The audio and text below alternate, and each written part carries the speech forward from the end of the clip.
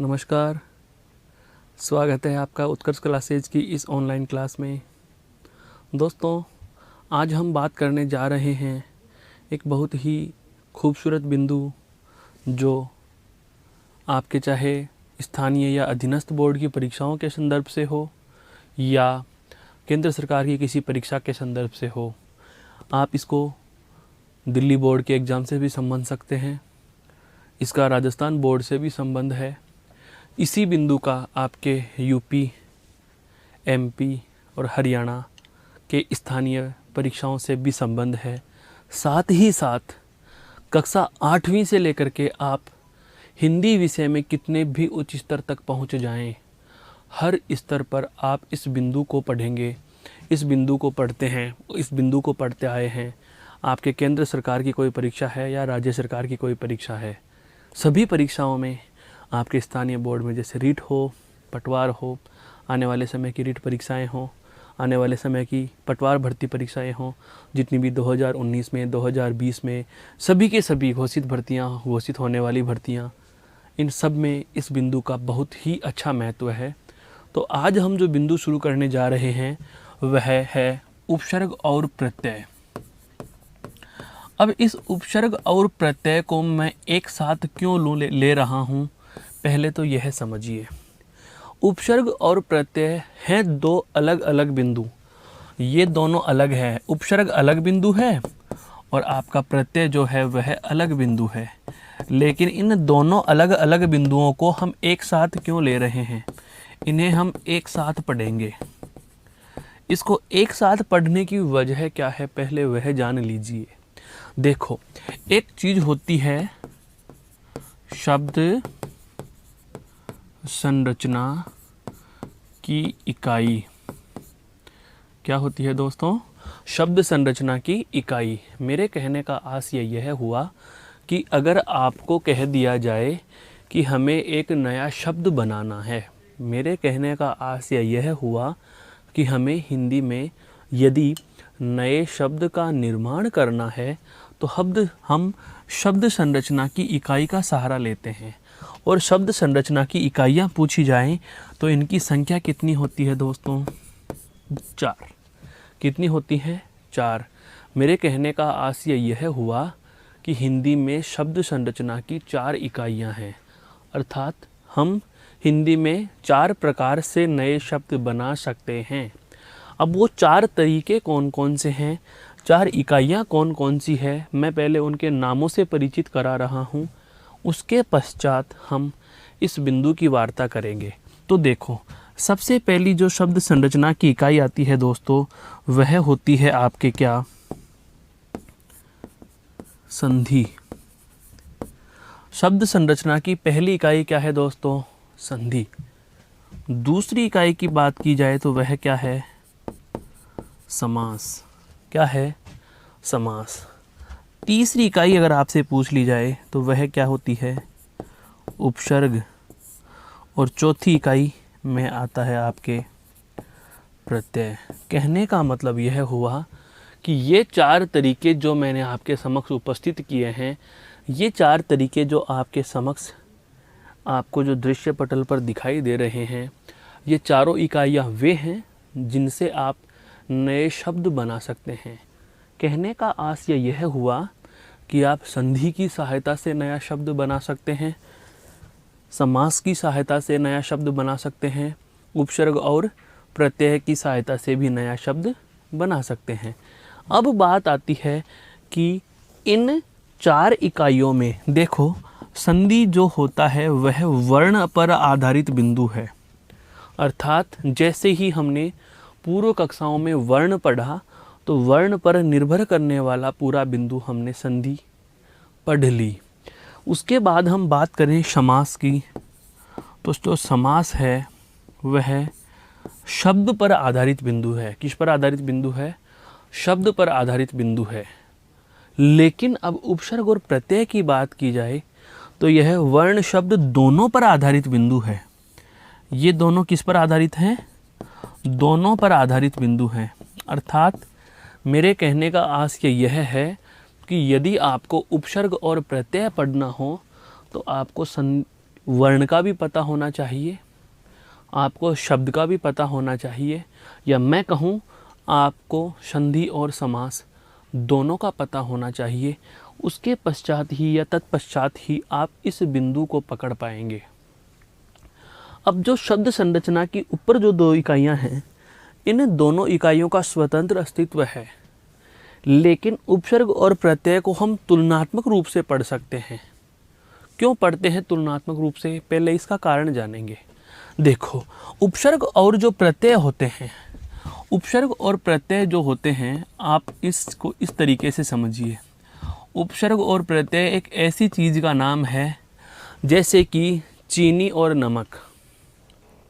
चीनी और नमक दोनों दिखने में सफ़ेद से रंग के दिखाई देते हैं, दोनों के दोनों ही पानी में घुलनशील भी हैं, दोनों के दोनों ही खाद्य हैं, लेकिन असली अंतर हमें पता चलता है तो वह पता चलता है दोस्तों इनके स्वाद से। किससे पता चलता है? इनके स्वाद से पता चलता है। क्या? कि चीनी मीठी है तो नमक नमकीन का स्वाद दे रहा है।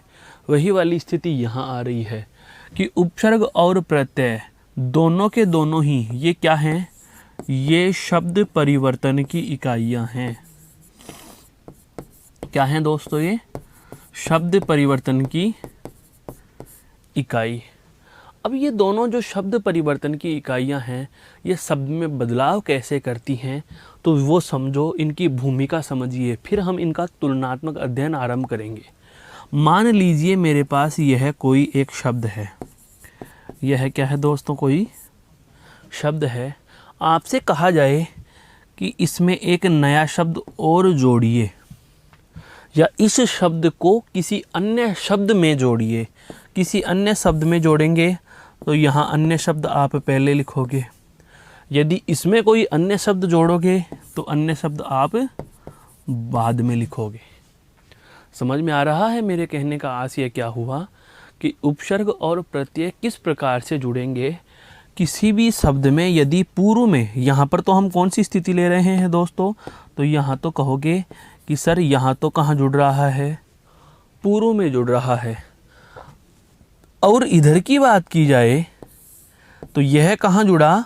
तो यह जुड़ा दोस्तों कहाँ? पश्चात जुड़ा। कहाँ जुड़ा? पश्चात जुड़ रहा है, अर्थात बाद में जुड़ रहा है। तो जो पूर्व में अगर किसी प्रकार के अन्य शब्दांश का योग करते हो तो वह किसके रूप में जुड़ेगा मित्रों? उपसर्ग के रूप में जुड़ेगा। किसके रूप में जुड़ेगा? उपसर्ग के रूप में जुड़ेगा। यदि अन्य की बात करें यहाँ, तो वह किसके रूप में जुड़ेगा? प्रत्यय के रूप में जुड़ेगा। मेरे कहने का मतलब यह हुआ कि यदि किसी मूल शब्द में मुझे नया पद या शब्द या शब्दांश जोड़ना हो तो या तो मैं पहले जोड़ूंगा या पश्चात जोड़ूंगा। मैं पहले जोड़ रहा हूँ, मैं पूर्व में जोड़ रहा हूँ, तो वह किसके रूप में जोड़ूंगा? मैं उपसर्ग के रूप में। यदि मैं पश्चात में जोड़ूंगा या बाद में जोड़ूंगा तो वह किसके रूप में जुड़ेगा? प्रत्यय के रूप में। अब इन दोनों में, उपसर्ग और प्रत्यय में, बहुत कुछ तो समानताएं हैं और कुछ कुछ असमानताएं हैं। तो जो समानताएं हैं हमें उनको भी पढ़ना है और जो भिन्नताएं हैं हम उन्हें भी पढ़ेंगे। पहले एक संदेह की बात बता देता हूँ या किताबी बात बता देता हूँ। वह क्या है दोस्तों? हम किताबों में पढ़ते हैं, पुस्तकों में पढ़ते हैं, बहुत बार हम प्रतिस्पर्धा की कक्षाओं में बैठ जाते हैं, कोचिंग की कक्षाओं में बैठ जाते हैं। वहाँ हमें सुनने को मिल जाता है कि उपसर्ग की परिभाषा बता दी 2 लाइनों में और उसके बाद हम सीधे उदाहरण पर चले जाते हैं। ऐसा ही होता है। यदि हम प्रत्यय की बात करें तो हमें 2 लाइन में प्रत्यय की परिभाषा बता दी और सीधे ही हम प्रत्यय के प्रकार या उदाहरणों पर चले जाते हैं। लेकिन आपको मैं बता दूं, प्रत्यय या उपसर्ग के कितने प्रकार होते हैं यह कतई महत्व नहीं रखता है। हमें इनकी पूरी कहानी समझनी है कि वास्तव में उपसर्ग का जन्म कैसे हुआ, उपसर्ग की भूमिका क्या है, उपसर्ग अपना क्या रोल अदा करते हैं, उपसर्ग अपनी किस प्रकार की भूमिका निभाते हैं और प्रत्यय किसी शब्द के बदलाव में अपनी कैसी भूमिका निभाते हैं, यह हमें पता होना चाहिए। तो आप अपनी कॉपी पर या आप अपने नोट्स पेज पर एक बहुत ही खूबसूरत हेडिंग डालेंगे और वह खूबसूरत हेडिंग आज से पहले आपने नहीं पढ़ा होगा इस तरीके से, क्या? उपसर्ग व उपसर्ग व प्रत्यय का तुलनात्मक अध्ययन। ऐसा पहली बार हम पढ़ने जा रहे हैं। उपसर्ग व प्रत्यय का तुलनात्मक अध्ययन। यह बिंदु अगर आपने समझ लिया तो दोस्तों एक उदाहरण की आवश्यकता भी आपको नहीं रहेगी। सब कुछ आपके समक्ष प्रस्तुत हो जाएगा, सारी स्थितियां क्लियर हो जाएंगी। आप इतना हेडिंग लिख देने के बाद अपनी इस अभ्यास पुस्तिका को ठीक इसी प्रकार से ऐसे 2 भागों में बांट लेंगे। ठीक है, 2 भागों में बांट लीजिए और एक तरफ हेडिंग डाल दीजिए उपसर्ग और एक तरफ हेडिंग डाल दीजिए दोस्तों प्रत्यय। आनंद की बात तो अब आएंगी, बहुत सारी आनंद की बातें अब आएंगी। मैं साथ ही साथ इनको समझाता भी चलूँगा, साथ के साथ ही इनके कंसेप्ट क्लियर होते भी चलेंगे और हम आगे भी बढ़ते चलेंगे। केवल 2 लाइनों में परिभाषा बताकर उदाहरणों की चर्चा करनी होती तो अब तक एक प्रकरण पूरा पढ़ा दिया होता, पर बात ऐसे नहीं पढ़नी है दोस्तों। आनंद बिंदु का तब आता है, हमें समझ में तब आएगा जब हमें उसके पूरी तह तक की जानकारी हो। एक तरफ आपने उपसर्ग प्रकरण डालना है, एक तरफ प्रत्यय प्रकरण डालना है। सबसे पहले हम छोटे छोटे प्रश्नों से आगे बढ़ना शुरू करेंगे। सबसे पहला प्रश्न हमें पूछा जाता है क्या, इसका शाब्दिक विवेचन। क्या पूछा जाता है दोस्तों? शाब्दिक विवेचन। तो शाब्दिक विवेचन की बात की जाए तो उपसर्ग का टुकड़ा क्या होगा? उपयोग सर्ग। उपयोग सर्ग होगा। ध्यान दीजिए यहाँ पर संधि नहीं बल्कि किससे जुड़ा है? ये संयोग से जुड़ा है। संधि और संयोग क्या होता है पहले वह जान लीजिए। माना कि हमें एक शब्द के साथ किसी अन्य शब्द का योग करना हो, यह कौन सा हुआ दोस्तों? प्रथम। और यह कौन सा हुआ? द्वितीय। यह कौन सा हुआ? द्वितीय। नियम समझना, मजा आएगा। क्या कि यदि प्रथम पद का अंतिम वर्ण और द्वितीय पद का प्रथम वर्ण योग कर रहे हों और इनके योग से कोई विकार उत्पन्न होता है, क्या होता है? विकार होता है। विकार का मतलब क्या होता है मित्रों? बदलाव। क्या होता है? बदलाव होता है। मेरे कहने का आशय यह हुआ कि प्रथम पद का अंतिम वर्ण और द्वितीय पद का प्रथम वर्ण यदि योग करते हैं और योग से कोई विकार उत्पन्न हुआ, कोई बदलाव हुआ, तो इस स्थिति का नाम होता है संधि। क्या होता है? संधि। हम पूर्व में पढ़ चुके हैं कि 2 वर्णों के योग से होने वाले बदलाव को संधि कहते हैं। 2 वर्ण कौन कौन से हैं? प्रथम शब्द का अंतिम वर्ण और द्वितीय पद का प्रथम वर्ण। इन दोनों वर्णों के योग से होने वाले बदलाव का नाम क्या है? संधि। मान लीजिए ये वर्ण जुड़ तो रहे हों लेकिन बदलाव नहीं होता, जैसे उदाहरण से समझो आप इस चीज़ को, इस उदाहरण से ही समझ लीजिए। कैसे? हमारे पास आया उपसर्ग है और इस उपसर्ग का हमने टुकड़ा कर लिया क्या मित्रों? उपयोग सर्ग। मैं इसे ऐसे तो लिख सकता हूँ उ और प्रथम पद का अंतिम वर्ण क्या है? पै के आगे ए, क्योंकि पै पूरा लिखा हुआ है। पै को यदि स्वर रहित करेंगे तो स्वर बाहर लिख दिया। आगे देखो, द्वितीय पद का पहला वर्ण क्या है? से, और उसके बाद में क्या है? रे और गे। प्रथम पद का ध्यान देना यहाँ पर दोस्तों, प्रथम पद का अंतिम वर्ण और द्वितीय पद का प्रथम वर्ण, इन दोनों के योग से यहाँ यदि कोई बदलाव होता, तो हम इसे संधि कहते, लेकिन हमें पता चल रहा है यहाँ कोई बदलाव नहीं हुआ। देखो कैसे? ऊ का तो ऊ लिख दिया, पे में ए जुड़ा तो पे पूरा, उसके बाद से और रे और गे, से रे और गे, ये उपसर्ग का उपसर्ग लिख दिया गया। अर्थात 2 वर्ण योग तो कर रहे हैं लेकिन विकार उत्पन्न नहीं हो रहा। तो नियम भी यही है कि जब दो वर्णों के योग से कोई विकार उत्पन्न नहीं होता तो ऐसी स्थिति का नाम क्या होता है? संयोग होता है। क्या होता है? संयोग होता है। तो सबसे पहला छोटा सा प्रश्न हमें समझ में आया कि जो उपसर्ग शब्द है वह किससे बना हुआ है दोस्तों? तो आप कहोगे कि यह संधि नहीं बल्कि किससे बना है? संयोग से बना है। किससे बना है? संयोग से बना है। एक बात, यही बात पहला तथ्य है यहाँ पर। यह पहला तथ्य हमने जाना। इधर का पहला तथ्य क्या होगा वो समझो। अगर प्रत्यय के शाब्दिक विवेचन की बात की जाए तो प्रत्यय का शाब्दिक जो विवेचन है वह कुछ इस प्रकार से होगा दोस्तों, प्रति प्लस अय।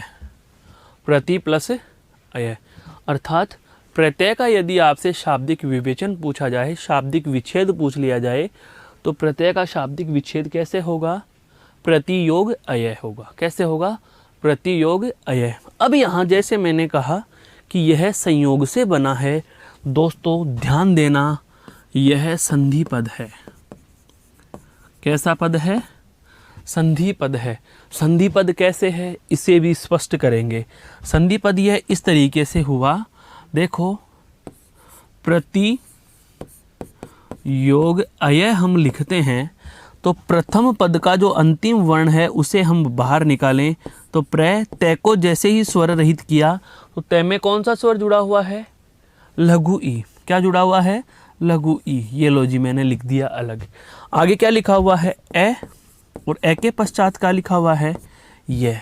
नियम क्या कह रहा है वह सुनिए कि प्रथम पद का अंतिम वर्ण योग द्वितीय पद का पहला वर्ण, इनके योग से कोई बदलाव हो, इनके योग से कोई बदलाव हो तो उसे संधि कहेंगे।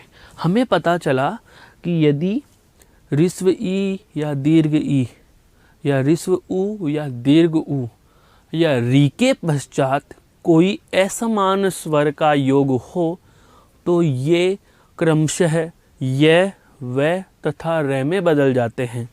अर्थात मित्रों हमारे जहन में एक संधि का नाम आ रहा है यण संधि का। कौन सी संधि का नाम आया? यण संधि का। यण संधि क्या कह रही है कि यदि ई के पश्चात असमान हो, असमान का मतलब ई के पश्चात ई नहीं होनी चाहिए, ई के पश्चात ई नहीं होनी चाहिए, कुछ अन्य स्वर हो, तो ई के बाद यदि किसी अन्य स्वर का योग होता है तो ऐसी स्थिति में दोस्तों ई अपने ही स्थान पर किस में बदल जाएगा? ये में। किस में बदल जाएगा? ये में। और जो इधर ए है वह वैसा का वैसा, अर्थात सामने वाले स्वर को हूबहू लिख लेंगे। इधर क्या बचा हुआ है साथियों? प्र और तय हलंत लगाकर लिख दिया।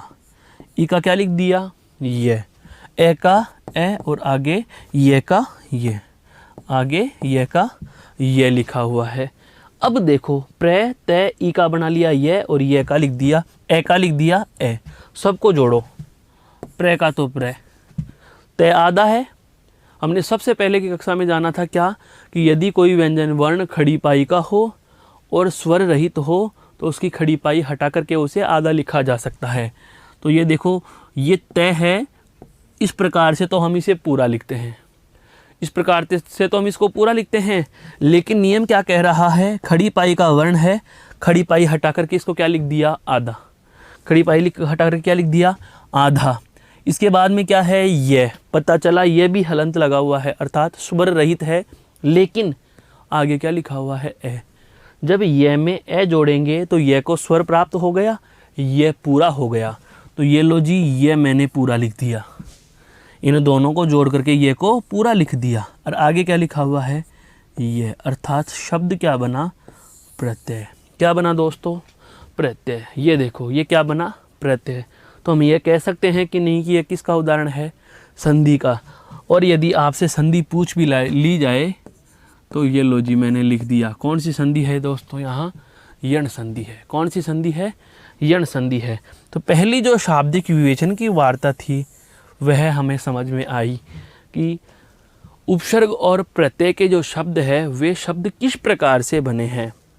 उपसर्ग बना है उपयोग उपसर्ग से और प्रत्यय बना है आपका प्रतियोग अय से। यहाँ तक समझ में आया। अब बढ़ते हैं आगे। अब कहाँ बढ़ते हैं? आगे।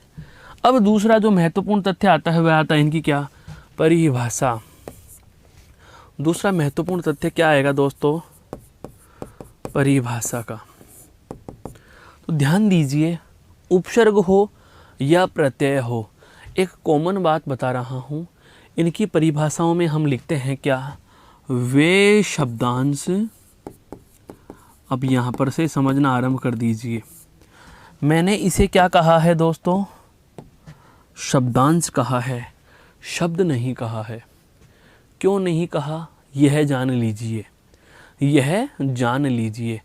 शब्द यदि होते तो इनका स्वतंत्र अर्थ होता, जबकि हमें पता है उपसर्ग और प्रत्यय का कोई स्वतंत्र अर्थ नहीं होता। अर्थात उपसर्ग हो या प्रत्यय हो, ये अपना मूल शब्द का कोई अर्थ नहीं रखते, अर्थात ये शब्द का टुकड़ा होते हैं। शब्दांश का हम संधि विच्छेद करते हैं तो हमारे समक्ष उपस्थित होता है शब्द योग अंश, अर्थात शब्द का टुकड़ा, शब्द का टुकड़ा। और दोस्तों आपको मैं बता देना चाहूँगा, भाषा की अर्थ के आधार पर सबसे छोटी इकाई होती है क्या? शब्द। क्या होती है? शब्द। शब्द क्या है? अर्थ के आधार पर, अर्थ के आधार पर भाषा की सबसे छोटी इकाई। अर्थ के आधार पर भाषा की सबसे छोटी इकाई क्या होती है दोस्तों? तो आप कह दोगे क्या कि सर शब्द होती है। शब्द से यदि कोई चीज़ छोटी है तो उसका कोई अर्थ भी नहीं होता। अर्थात उपसर्ग हो या प्रत्यय हो, इन दोनों के लिए आपको एक कॉमन बात याद रखनी है दोस्तों। और वह कॉमन बात क्या हो गई कि ये शब्द नहीं होते बल्कि क्या होते हैं? शब्दांश होते हैं। क्या होते हैं? शब्दांश होते हैं। अब सुनिए, इस बात को और समझो इसको आराम से। मुझे किसी शब्द में कोई नया शब्द जोड़ना था। अभी जैसा कि मैंने आपको बताया, अभी अभी हमने यह चीज़ जान भी ली है। कहाँ जानी? यहाँ जानी। क्या? कि जो शब्द संरचना की 4 इकाइयाँ होती हैं, इन चारों इकाइयों में अंतिम 2 उपसर्ग और प्रत्यय का काम क्या है? तो प्रत्यय और उपसर्ग का काम क्या है कि हमारे पास कोई शब्द हो, या तो हम उसके पहले कोई चीज़ जोड़ेंगे या फिर उसके बाद में कोई चीज़ जोड़ेंगे। तो जो पहले जुड़ रहा है वह किसके रूप में जुड़ेगा? उपसर्ग के रूप में। और यदि बाद में या पश्चात जुड़ेगा तो वह किसके रूप में जुड़ेगा? प्रत्यय के रूप में। किसके रूप में जुड़ेगा? प्रत्यय के रूप में। तो हम परिभाषा क्या कहेंगे कि वे शब्दांश जो किसी शब्द के हैं, वे शब्दांश जो किसी शब्द के कहाँ जुड़ रहे हैं दोस्तों? पूर्व में जुड़ रहे हैं, पहले जुड़ रहे हैं। कि वे शब्दांश जो किसी शब्द के पूर्व में अर्थात पहले जुड़कर, अब करते क्या हैं ये भी सुन लो। ये जुड़ तो जाएंगे पर इनके जुड़ने से होगा क्या वो जानो पहले। इनके जुड़ने से देखो दोस्तों क्या होता है वो समझते हैं।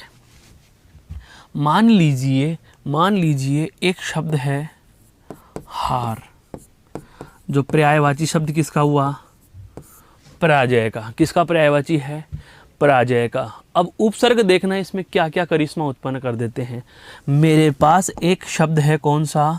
हार, जो पर्यायवाची है किसका? पराजय का। किसका पर्यायवाची है? पराजय का पर्यायवाची है। इस पराजय के पर्यायवाची हार का क्या क्या बदलाव करना है? यदि इससे पहले मैं उप जोड़ूं, क्या जोड़ूं दोस्तों? उप जोड़ूं, तो शब्द बनता है क्या? उपहार। क्या बन जाएगा? उपहार। हो सकता है मैं इस हार से पहले प्र जोड़ूं तो शब्द बनता है प्रहार। क्या बनता है? प्रहार। प्रहार करना, चोट करना है। उपहार इनाम का पर्यायवाची बन गया। हार अकेला किसका था? पराजय का पर्यायवाची था। उप जोड़ते ही भेंट का पर्यायवाची बन गया। प्र जोड़ते ही चोट का पर्यायवाची बन गया है। यही बात समाप्त नहीं होती है दोस्तों। हार शब्द गले के एक आभूषण का भी नाम होता है। हो सकता है मैं इस हार से पहले आ जोड़ दूं, आ, तो शब्द क्या बन जाएगा? आहार। क्या बन जाएगा? आहार। और आहार शब्द किसका पर्यायवाची है दोस्तों? भोजन का। किसका पर्यायवाची बन गया? भोजन का पर्यायवाची बन गया। यही बात समाप्त नहीं होती।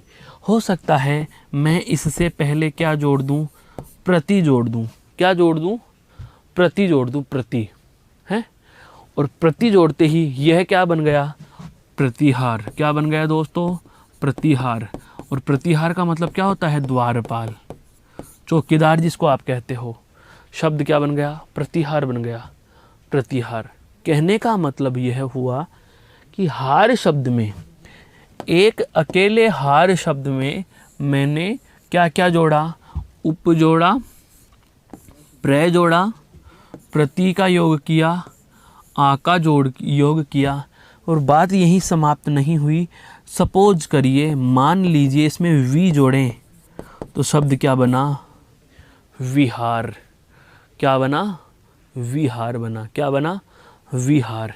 इसमें शब्द जोड़ते हैं वी, उसके बाद में जोड़ा अव, और उसके बाद में हार।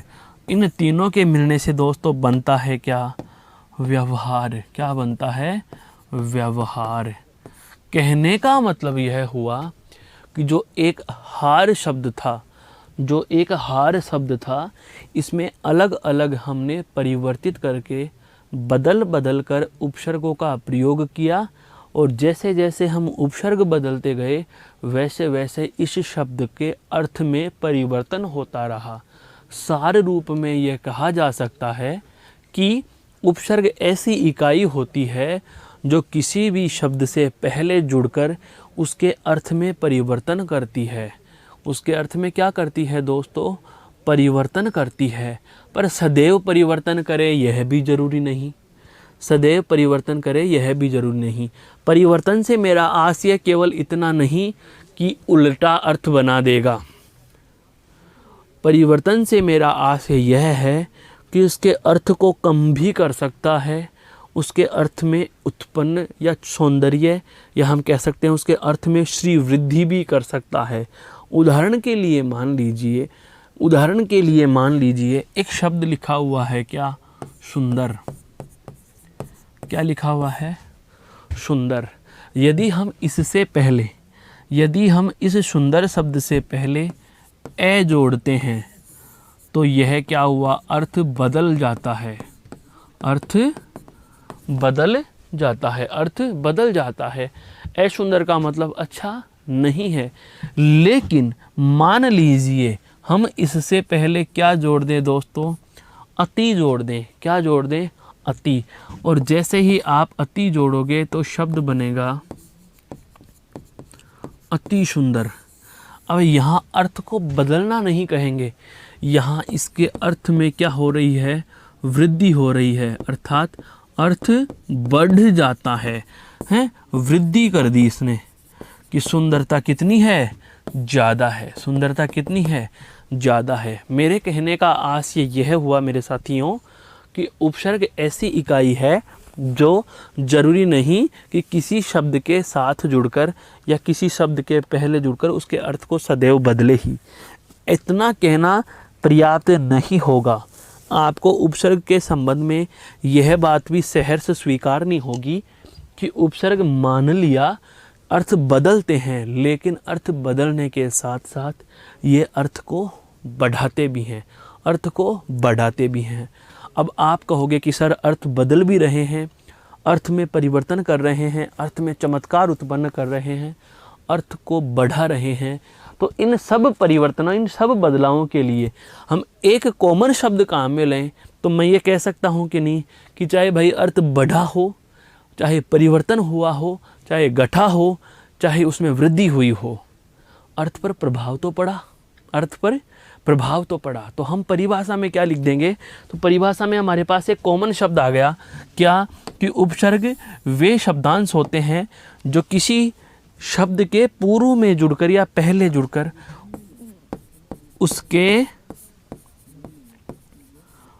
अर्थ को प्रभावित करते हैं। क्या कहेंगे दोस्तों, प्रभावित करते हैं। अर्थात बिल्कुल परिभाषाएं लिखवाना और रटना उद्देश्य नहीं होना चाहिए साथियों। एक एक शब्द को हमने लिखा है तो क्या ज़रूरी थी कि इस परिभाषा में यही प्रकार की भाषा लिखी, इसी प्रकार के हमने शब्दों का प्रयोग किया है, कुछ और क्यों नहीं लिख दिया। यहाँ लिख देते वस्तु व्यक्ति स्थान के नाम को उपसर्ग कहते हैं, क्यों नहीं कहा, क्योंकि वो संज्ञा चीज़ें हैं, उपसर्ग चीज़ अलग होती है। तो मेरे कहने का आशय यह हुआ कि जब आप यह कहो कि उपसर्ग क्या होगा, तो देखो यहाँ से कितनी सारी बातें निकल करके आई। सबसे पहली बात एक शब्दांश है, अर्थात ये शब्द नहीं बल्कि शब्द से छोटी चीज़ है, शब्द का टुकड़ा है जो किसी शब्द के कहाँ जुड़ रहे हैं, पूर्व में जुड़ रहे हैं। कहाँ जुड़ रहे हैं साहब, पूर्व में जुड़ रहे हैं। और जुड़ करके क्या करते हैं, उसके अर्थ को प्रभावित करते हैं। क्या करते हैं, उसके अर्थ को प्रभावित करते हैं। प्रभावित से हमारा संदर्भ क्या हुआ, बदलना नहीं होता। प्रभावित करने से हमारा संदर्भ क्या है, केवल बदलना नहीं, बढ़ाना, गठाना, परिवर्तन, सब चीज़ें इस एक शब्द में ही हमने समाहित कर ली। अब यही बात हम बात करें परिभाषा किसकी, प्रत्यय की परिभाषा। तो दूसरा तथ्य हो जाएगा प्रत्यय की परिभाषा। अब जो चीज़ कॉमन है वो एज इट इज़ लिखेंगे और जो चीज़ अंतर करती है उसको हम बदल कर लिख लेंगे। तो प्रत्यय की परिभाषा में देखो नया कुछ नहीं है, नया कुछ नहीं है। ये शब्दांश कहाँ जुड़ रहे हैं, पूर्व में या पहले। कहाँ जुड़ रहे हैं दोस्तों, पूर्व में या पहले। तो प्रत्यय कहाँ जुड़ेगा, पीछे या बाद में। बाकी परिभाषा वैसी की वैसी। तो हम क्या लिखेंगे कि वे शब्दांश जो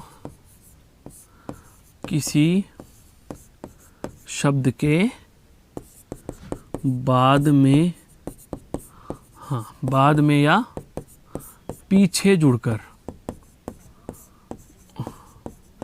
उसके अर्थ को क्या कर रहे हैं दोस्तों, प्रभावित करते हैं। उसके अर्थ को प्रभावित करते हैं। अर्थात क्या कर रहे हैं, चाहो तो लिख सकते हैं नया शब्द बना देंगे। क्या कर देंगे, नया शब्द बना देते हैं। नया शब्द बनाते हैं, प्रत्यय कहते हैं या प्रत्यय कहलाते हैं, प्रत्यय कहलाते हैं। क्या समझ में आया दोस्तों, मेरे कहने का आशय क्या है। मेरे कहने का आशय यह हुआ कि उपसर्ग हो या प्रत्यय हो, जब आप इन्हें किसी शब्द के साथ योग कराएंगे तो ये उस शब्द के अर्थ में अपना प्रभाव डालेंगे, उस शब्द के अर्थ पर अपना प्रभाव डालेंगे, उस शब्द के अर्थ को बदलने की या उस शब्द के अर्थ को प्रभावित करने की क्षमता ये रखते हैं। समझ में आ गया। जैसे इस प्रत्यय के उदाहरण से भी समझो। मान लीजिए मैंने कहा एक शब्द है दुकान। शब्द क्या है दोस्तों, दुकान। दुकान एक स्थान विशेष का नाम हो गया, एक जगह का नाम हो गया, अर्थात एक व्यावसायिक केंद्र का नाम हो गया, एक व्यापारिक केंद्र का नाम हो गया। मान ली बात, ठीक है। लेकिन अब इस दुकान के आगे माना मैंने प्रत्यय जोड़ा, क्या, दार। क्या प्रत्यय जोड़ा, दार। पहले दुकान जब तक मैंने, दार जब तक मैंने नहीं लिखा। अब सुनो इस चीज़ को, जब तक हम इसमें दार नहीं लिखेंगे तब तक तो ये दुकान शब्द क्या था, एक स्थान विशेष का नाम था। और लेकिन जैसे ही हमने इसमें दार जोड़ा, यह एक व्यक्ति का परिचायक हो गया। दुकानदार एक व्यक्ति विशेष का परिचायक हो गया। दुकान अकेला जो शब्द था वह एक स्थान विशेष का परिचायक था। दोनों चीज़ें अलग अलग हुई। दुकान शब्द अकेला क्या है दोस्तों, एक स्थान विशेष के लिए। और दुकान के आगे मैंने जैसे ही दार शब्द जोड़ा, यह एक व्यक्ति विशेष का परिचायक हो गया, एक व्यक्ति का परिचायक हो गया।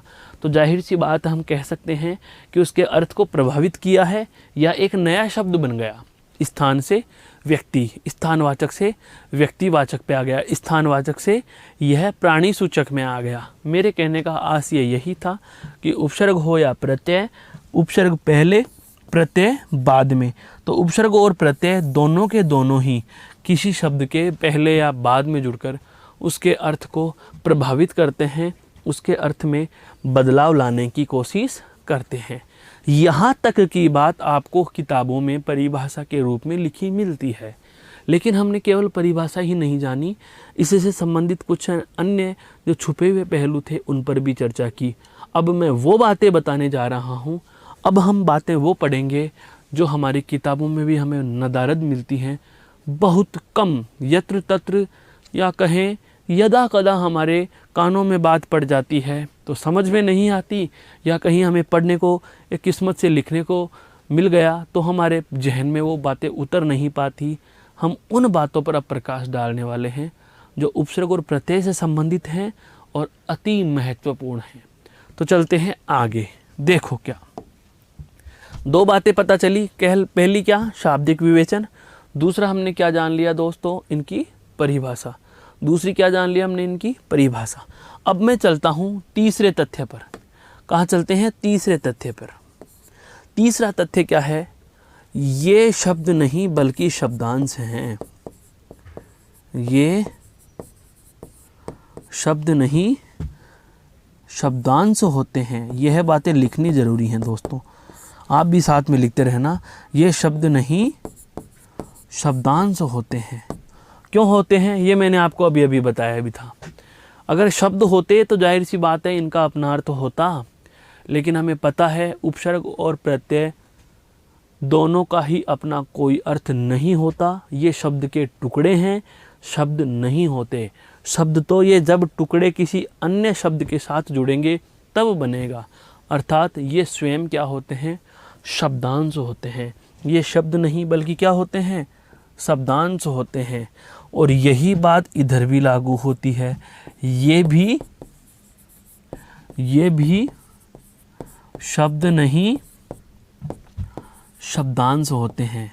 मेरे कहने का आशय यह हुआ कि उपसर्ग और प्रत्यय दोनों के दोनों ही शब्द नहीं होते बल्कि क्या होते हैं, शब्दांश होते हैं।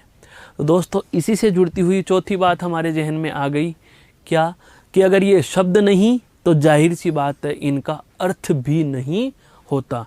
क्यों, क्योंकि ये बात हम जानते हैं कि भाषा की, समझो एक बार, भाषा की 3-4 तथ्य हैं हमारे समक्ष, और वो 3-4 तथ्य क्या हैं वो जानिए। क्या, भाषा की सबसे छोटी इकाई, एक प्रश्न। दूसरा, भाषा की मौखिक सबसे छोटी इकाई, भाषा की मौखिक सबसे छोटी इकाई। तीसरी बात है भाषा की लिखित सबसे छोटी इकाई। चौथी बात, अर्थ के आधार पर भाषा की सबसे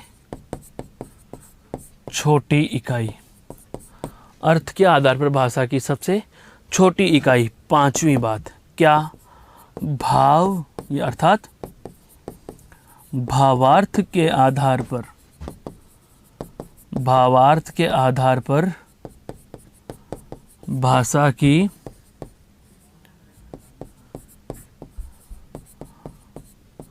सबसे छोटी इकाई,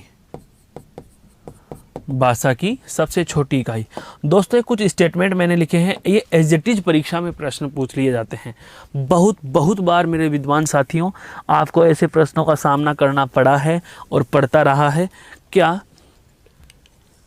भाषा की सबसे छोटी इकाई पूछा जाए। देखो प्रश्न की भाषा समझना, इसमें कोई शर्त नहीं दी, इतना सा पूछ लिया, भाषा की छोटी इकाई क्या है, सबसे छोटी इकाई क्या है।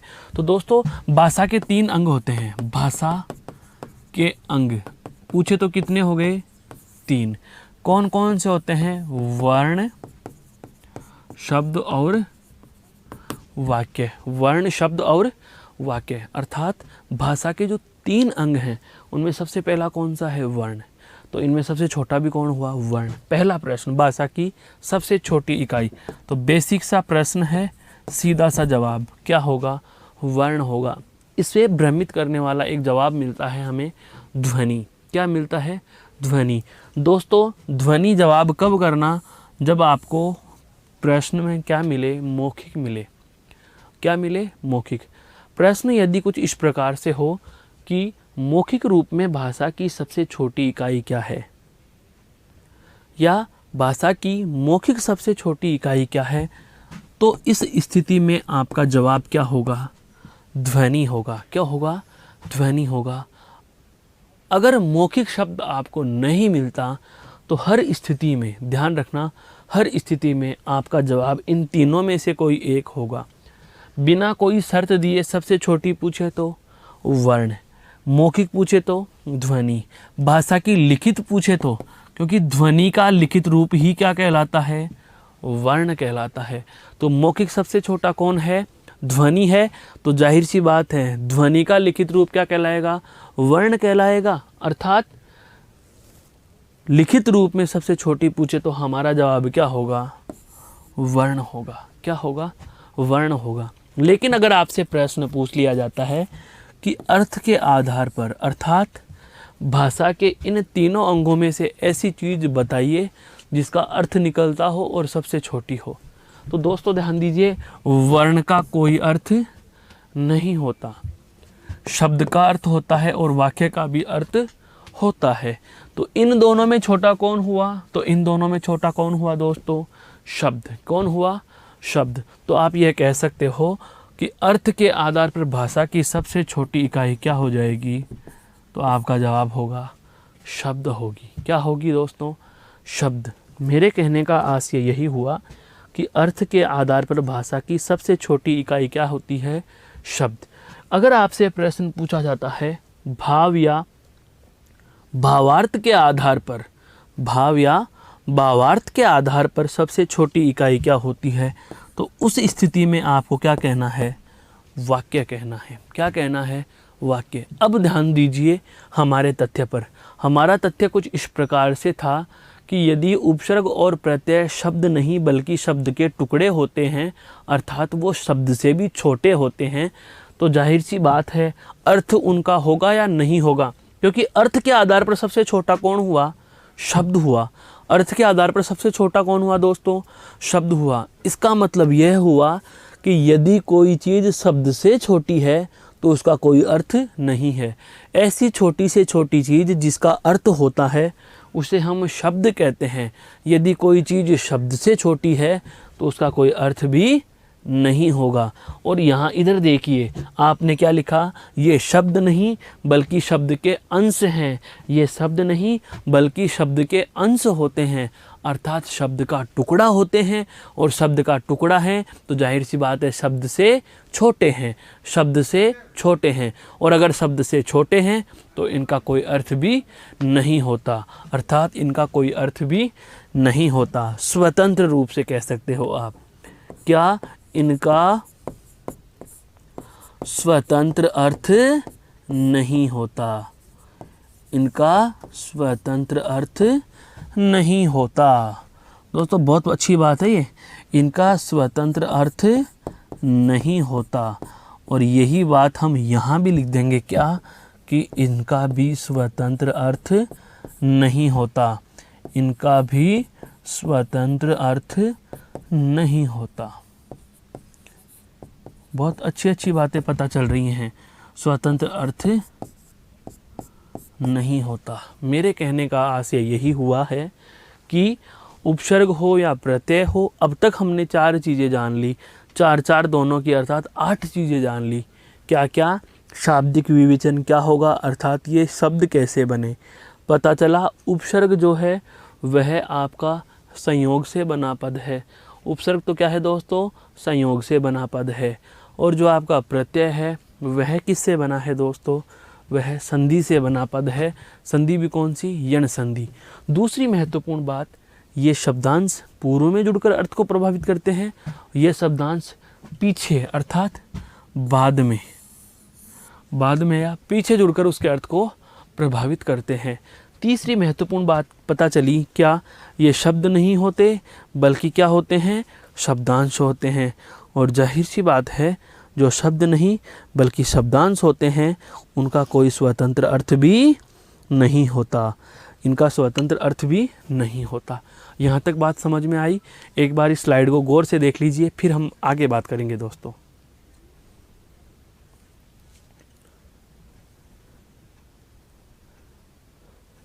अब देखो आगे। अब मेरा कहने का मतलब यह है कि आपने कहा उपसर्ग और प्रत्यय दोनों शब्दांश हैं, दोनों का ही स्वतंत्र अर्थ नहीं होता। तो हम अगली बात हम यहीं जोड़ने वाले हैं। क्या एक तरफ तो हमारा क्या चल रहा है दोस्तों, उपसर्ग लिख रहे हैं। अभी आप अपने पन्ने को पूरा मत करिए, अभी अपने पन्ने को वैसे कि वैसे दोनों भागों में बांट कर रखना, एक तरफ उपसर्ग और एक तरफ प्रत्यय। बिल्कुल आप सोच रहे हो कि सर ऐसी बातें तो हमें पता ही नहीं थी। बिल्कुल दोस्तों, ये मंच ऐसा ही है, यहाँ से हम वो अनछुए पहलू पढ़ते हैं जहाँ से सफलता निकल कर आती है, हैं? तो उपसर्ग और प्रत्यय में हम अगली बात जो पढ़ने जा रहे हैं वो क्या है, ध्यान देना। उपसर्ग और प्रत्यय दोनों क्या हैं, शब्दांश। दोनों क्या हैं दोस्तों, दोनों क्या हैं, ध्यान दीजिए, दोनों क्या हैं, शब्दांश हैं। दोनों के दोनों ही क्या हैं, शब्दांश हैं। और दोनों का ही स्वतंत्र अर्थ नहीं होता। तो अब अगली बात हमारे यहाँ आएगी, वह क्या आएगी, ध्यान दीजिए। अगली बात हमारी जो पांचवा तथ्य आएगा, जो स्वतंत्र अर्थ नहीं रखते, जिनका शब्द में अकेले कोई अर्थ नहीं होता, तो जाहिर सी बात है उनका स्वतंत्र प्रयोग भी नहीं होता। अर्थात इनका भाषा में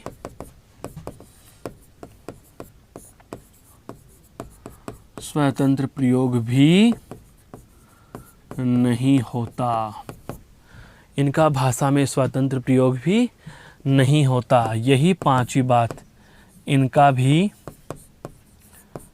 भी स्वतंत्र प्रयोग नहीं होता, इनका भी स्वतंत्र प्रयोग नहीं होता। मेरे कहने का आशय यही हुआ कि उपसर्ग हो या प्रत्यय भाषा में स्वतंत्र प्रयुक्त नहीं होते। क्लियर? क्योंकि इनका स्वतंत्र अर्थ ही नहीं है, और जिनका कोई स्वतंत्र अर्थ नहीं उनका कोई स्वतंत्र अस्तित्व नहीं, और जिनका कोई स्वतंत्र अस्तित्व नहीं उनका कोई स्वतंत्र प्रयोग भी नहीं। क्लियर हो गई यहाँ तक की बात दोस्तों? क्लियर हो गई यहाँ तक की बात? अब हम चलते हैं अगली बात में। कहाँ? आप पूछोगे कि सर ये अर्थ कब देंगे, हमने तो बहुत बार किताबों में इनका अर्थ पढ़ा है, हमने तो बहुत बार इनका अर्थ पढ़ा है। बिल्कुल, ये अपना अर्थ देते हैं, पर कब? जब इनको किसी शब्द के साथ जोड़ा जाए। तो अगली बात मैं वही लिखने जा रहा हूँ। क्या? छठी बात, क्या ये किसी शब्द के पूर्व में जुड़कर ही अपना अर्थ देते हैं। अर्थात अगर आपने उपसर्ग को किसी शब्द के पूर्व में जोड़ दिया तो अब वो अर्थ देने लग जाएगा, अब वो अर्थ देने लग जाएगा।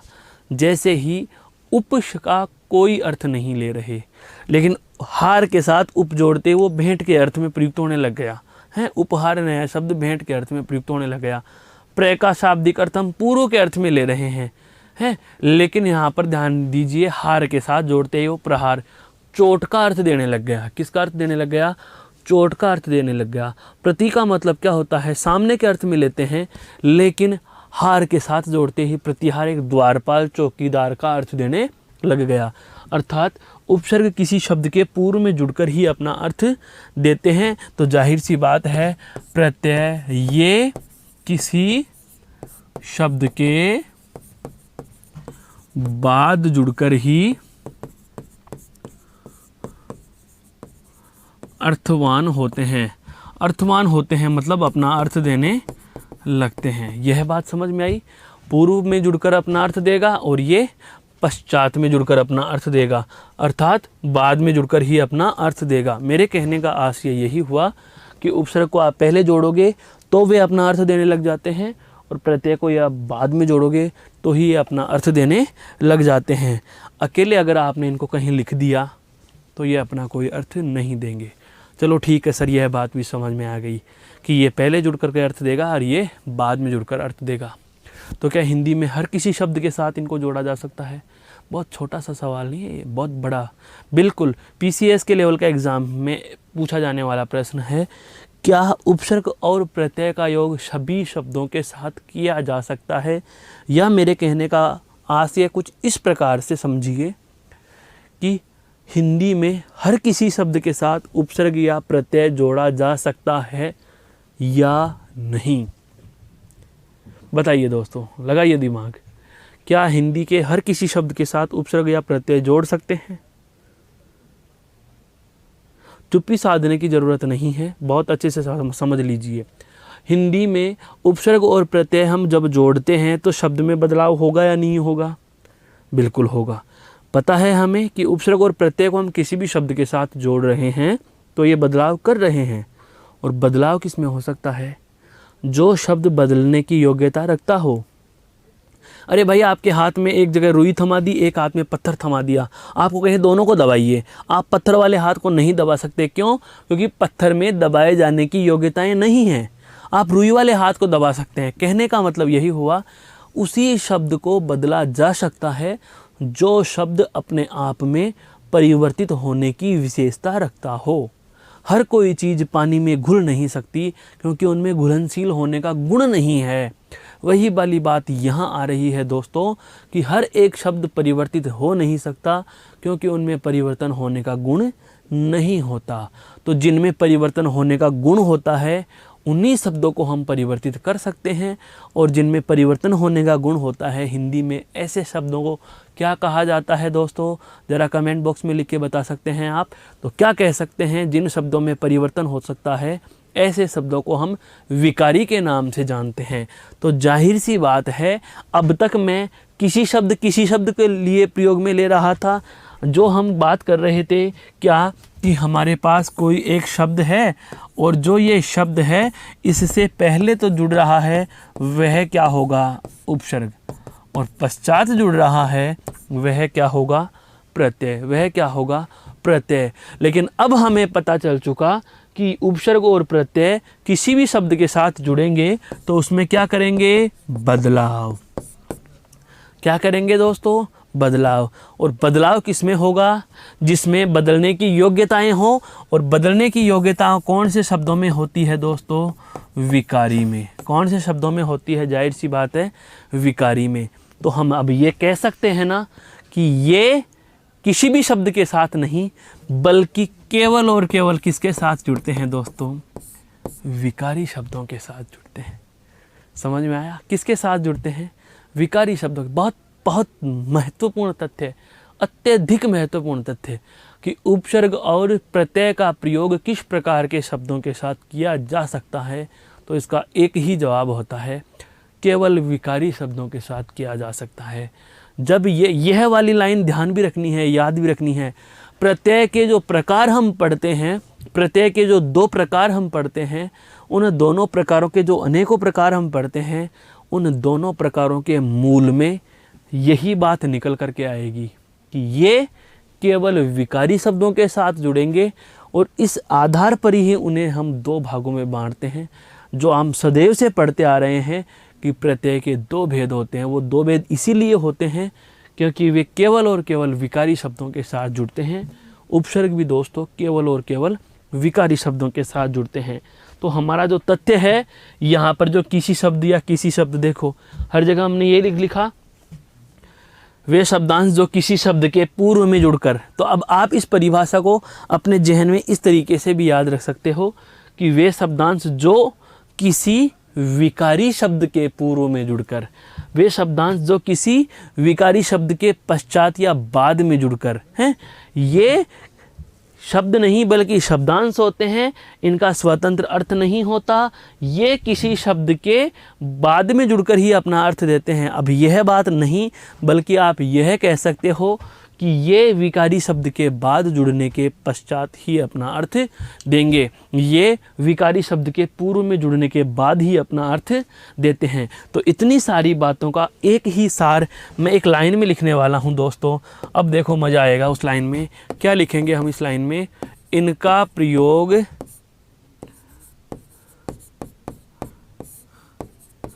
केवल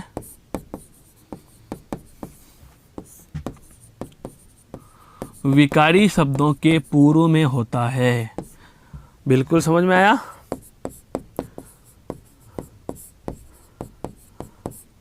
मेरे कहने का आशय हुआ, अगर आपसे प्रश्न पूछ लिया जाए कि आप उपसर्ग को कैसे शब्द के साथ जोड़ सकते हो, हिंदी में क्या हर किसी शब्द के साथ उपसर्ग जोड़ा जा सकता है? आप कहेंगे नहीं महोदय, उपसर्ग केवल और केवल विकारी शब्द के साथ जोड़ा जा सकता है। तो प्रत्यय भी, तो दोस्तों प्रत्यय भी, इनका प्रयोग भी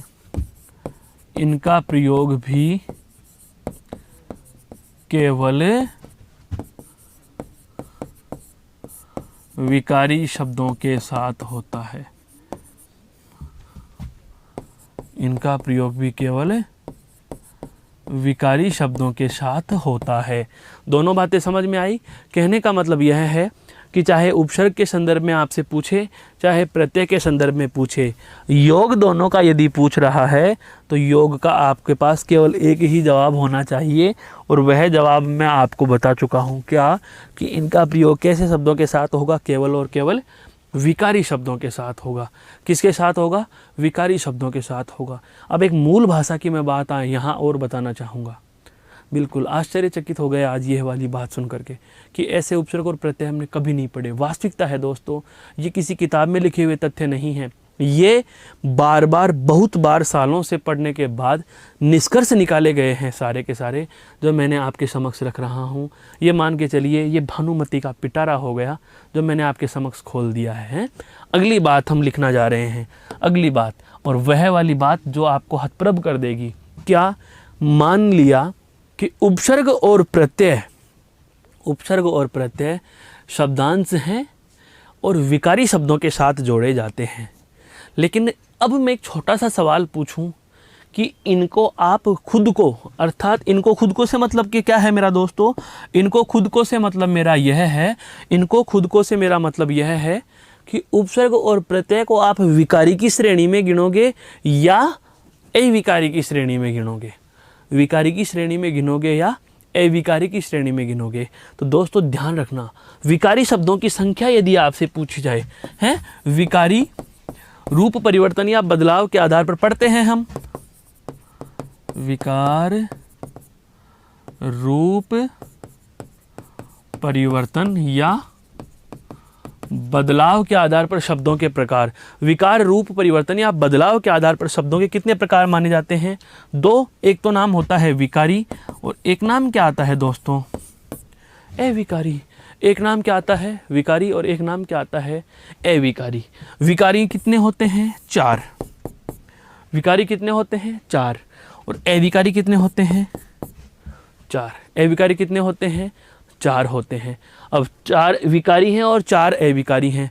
ये आपको सारे के सारे पढ़ाए जा चुके हैं, बताए हुए हैं दोस्तों कौन कौन से विकारी हैं और कौन कौन से अविकारी हैं। तो कल की कक्षा में, जो आपका कल की कक्षा होगी, मैं यहीं से आपका ये बिंदु शुरू करूँगा। इसका जवाब आप कमेंट बॉक्स में आज लिख करके डाल दोगे कि सर विकारी कौन से हैं और अविकारी कौन से हैं। उपसर्ग और प्रत्यय की इस बात को हम यहीं से आगे जारी करेंगे अगली कक्षा में। तब तक आपका केवल इतना ध्यान है, आपका केवल इतना सा गृह कार्य है कि आपको छांट करके लाने हैं विकारी कौन से होते हैं और अविकारी कौन से होते हैं। उसके पश्चात हम मिलेंगे इसी प्रकार से आपकी बात इसे कंटिन्यू करने के लिए कि उपसर्ग और प्रत्यय का अगला तथ्य क्या होगा, उपसर्ग और प्रत्यय की जो अगली रहस्यमयी बात क्या होगी, उसको जानेंगे अगली कक्षा में। तब तक के लिए धन्यवाद। जय हिंद, जय भारत। धन्यवाद दोस्तों।